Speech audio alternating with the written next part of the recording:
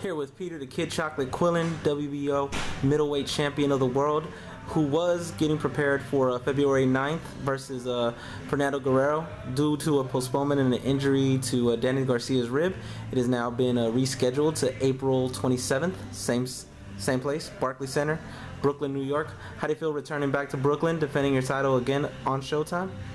A big welcome home.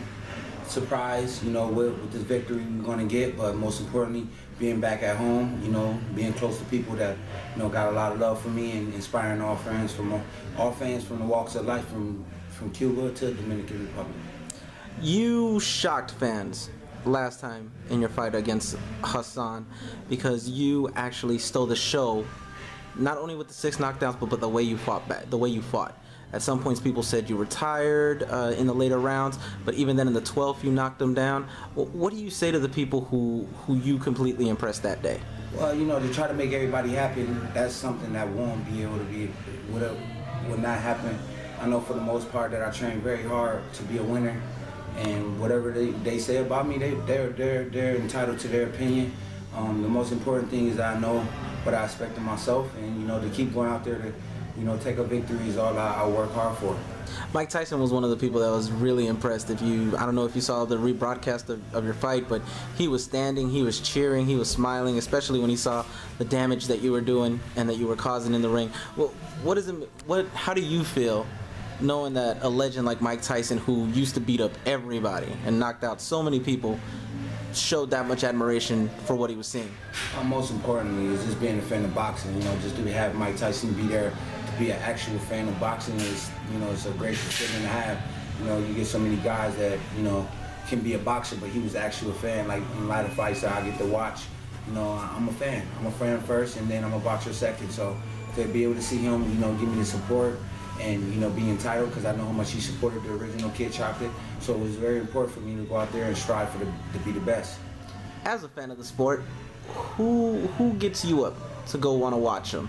I know Rios and Alvarado part 2 is going to be this weekend. Does that match intrigue you? And if so, what other fights or what other boxers intrigue you to watch? Canelo, Alvarez, Austin Trout, who's also a good friend of mine, good buddy.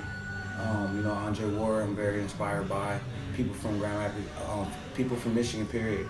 The Guerrero brothers are, I'm big fans of them. I've been knowing them for a while, and just, them to spread and show love is all number of respect. Keith Thurman, Adrian Broner, Timothy Bradley, and Ruslan put on a good fight. I'm a fan of that. I'm just inspired by fighters. Floyd Mayweather being, probably in this sport's history, the best boxer. Just being able to be from the same city and grace the ring and become my own champion without, help from Floyd is just inspiring him in his own right. So I'm just blessed. I'm just a big fan of boxing, period.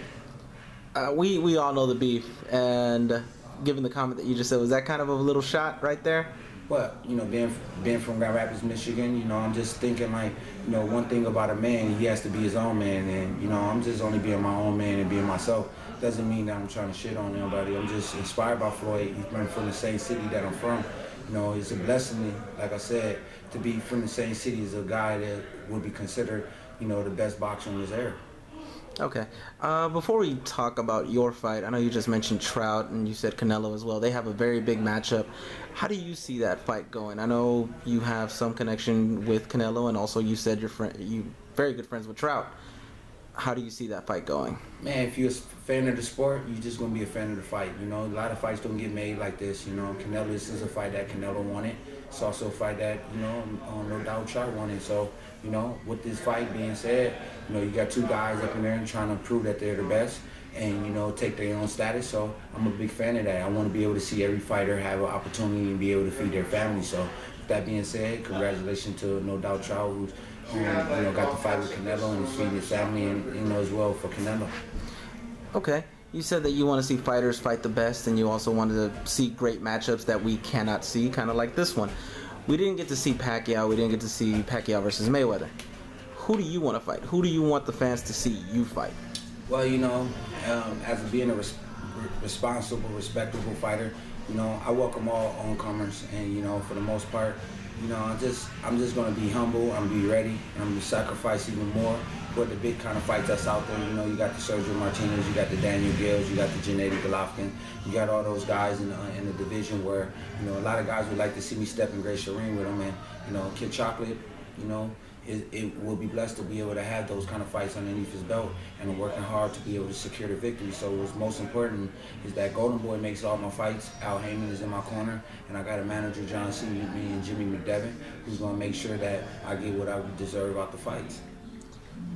Speaking of all those people, let's talk about your opponent, Fernando Guerrero. So I've spoken to a couple of fighters, and they say they don't watch tape on their opponents. They let their coach or their trainer do that.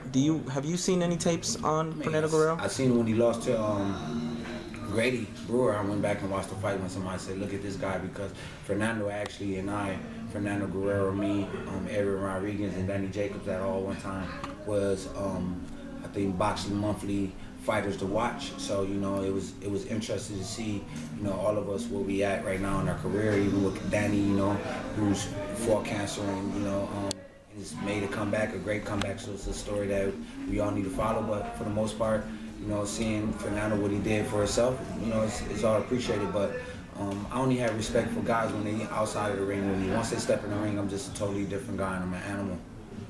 Describe animal status for us. Animal status is me being and working on my natural instinct, doing what I've been trained to do. I'm in the gym every day working on my craft. You know, I never said I had all the ability in the world, but I do have 99.9% of effort, and I'll go out there and put my best foot forward and just try to be the best. So me being an animal is just me being who I am. We see fighters out there. I don't want to take a shot at anybody because that's not what I'm trying to do, but we see fighters out there probably throwing cash or being extra extravagant. How is it that you can actually remain humble? How? Because I got God, and I'm grounded with God, the faithful God, and just keeping him close to me. He's been working his will in my life. You know, it was just changing me for the better, you know what I'm saying? So, you know, you know, honestly, I can care less what guys are doing with their money, and they're entitled to do what they want with their money. But, you know, for the most part, we got to inspire. For me, I got to inspire people, and, you know, people like to see people do the right thing, especially with money when there's so many people starving out there and don't have nothing to eat, and, you know, people's living on their last dime trying to make it. And, you know, I just don't want to make nobody feel less than themselves. We see you supporting kids a lot. Yeah, one of the hashtags I believe for you is promoting kids everywhere. Yeah. That's Describe that. Just doing me, and what I said, promoting kids everywhere. We got to promote our future. We got, you know, these people, these young people who sometimes look to us athletes or us musicians or whatever the case may be. They look up to us to be able to guide them in a straight, narrow path. So I just want to be one of those role models they can always remember and say, you know, Kid Chocolate, man, just promoting me to be the best that I can be. Other than preparing extra hard like you always do and working hard as you do, is there anything special that you have done to prepare for Fernando Guerrero? Nothing special. I just keep what I'm doing and just trying to, you know, work hard with my team. You got my camp manager, Johnny, you know, who's there with me day and night, you know, and just trying to, you know, inspire the people I work with, trying to help them become better people.